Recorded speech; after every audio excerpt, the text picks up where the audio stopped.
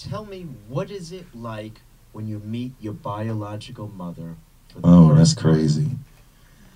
So I get the revelation that I'm adopted, and I'm living with that revelation. And the first thing I do, has something to do with Sarah McLachlan too. The first thing that I do is, I was at a point where when I was going through all of this, I didn't want to rhyme no more. And whatever you feel internally, inside of you, whatever's going on inside of you emotionally and spiritually and physically will manifest itself on this plane. All of these emotions right around this time, when Down with the King and the Jason Nevins record dropped, I completely lost my voice. My voice just left. I went to Lenny Kravitz's doctor. I went to Mariah Carey's doctor. They said, physically, nothing's wrong with you. So I was dealing with all of that. I didn't want to rap no more. That's why I didn't want to hit a rap when the guy played it, because I can't even rhyme no more. I'm adopted, this and that. So I was dealing with all that. But because I remember Sarah McLachlan, she said, that's what music is supposed to do. So I thought about my situation, all of those orphans, all of those adopted kids, all of those foster kids who are thinking that they're different from everybody else. They probably feel just like me, but I don't know, if my last little bit of voice, I know what I'm going to do. Sarah McLachlan said that's what music is supposed to do. So we did a remake of Harry Chapin's Cats in the Cradle, where I put my story about my mother and father doing so much for a little kid by adopting me. So we put the Sarah McLachlan record out. When I was doing the press for the Sarah McLachlan out, people was asking me, why are you doing this record? Well, I just found out I was adopted at age 35 and everybody knew whatever.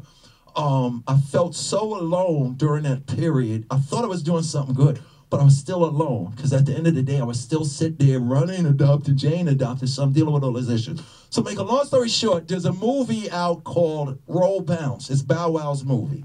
In the beginning of the movie, it's about Bow Wow being a roller skate guy. The first 30 seconds of the movie starts with the neighborhood roller skating rink getting closed down. The DJ in that 30-second scene is me. I'm the DJ behind the board.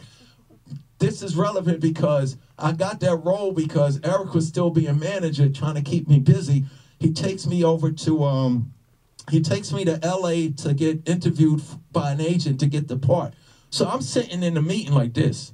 I'm adopted. Everybody came in the room. That could be my father. That could be my mother. This and that. Eric's doing busy. He's trying to get the check or whatever. So he's finished with the agent. The agent turns to me and says these words to me. DMC, I always see Rev Run. I always see Russell and Kamara and Diggy. What's up with you? And when he asked me that question, something in me popped. I said to myself in my head, oh, you want to know what's up with me, motherfucker? Well, I just found out that I was adopted at age 35 and everybody knew, and I just found out that my cousin's doing it, the doctor's doing it, this and that. So I hit him with that. He looked at me and said, whoa, that's a lot. But a week earlier, there was a lady named Sheila Jaffe. Sheila Jaffe is one of the biggest casting directors in Hollywood. She cast all the Sopranos. She cast all of Mark Wahlberg's Entourage, John Travolta, you name it, she's done it. A week earlier, she was in his office and she was depressed because she had did searches for a biological family and kept it in dead ends. So she was down. Here I am a week later down. He says, there's somebody that you need to meet. So make a long story short, I get to meet Sheila. She tells me her story. I tell her mine. And she says, oh, by the way, once a week in L.A., Mark Wahlberg gives us his offices, and we have Adoption Anonymous meetings. What's that? What do you tell us adoption? Well, a bunch of adoptees from all walks of life, race, religions, creeds, and colors. We go into Mark's office, and we sit there, and we just talk. It's no destination. We talk about how we feel. Set change.